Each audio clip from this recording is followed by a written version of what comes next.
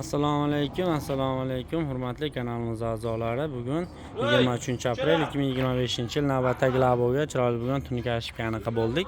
Bu laboyimiz egalari Farg'ona viloyati So'x tumanidan kelishlari ekan. Ikkinchi marta labo olib kelibdi. Laboni polni ichlariga ko'rib turibsizlar, silliq holatdagi tunika qoplangan. Ichlaridan shumizolyatsiyalar qilingan, taxta panellar tiqilgan. Bortlar ichidan ham polni shumizolyatsiya, taxta panellar, penoplekslar tiqib chiqilgan. Mana bu joylarda mana konteyner pollari bor.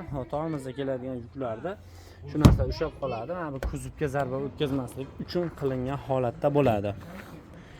O'sha mashhur Tayson tog'a aytganidek yigit labochi bo'ladi. Mana shunaqa chotki laboni minib yursa, ishlar yurishib ketaveradi. Alohida poliga rezinkalari ham bor.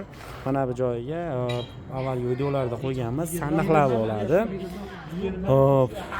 Xuddi shunaqa xizmatlar kerak bo'lsa, manzilimiz Farg'ona viloyati Bog'dod tumani, Bordon qishlog'ida 1,5 soatgacha chiroyli o'rnashtirib beramiz. Ishlarimiz yoqqan bo'lsa, bemalol like bosib do'stlarga jo'natib qo'yasizlar. Murojaat uchun mana shu nomerga va mana bu nomerlarga aloqaga chiqaverasizlar.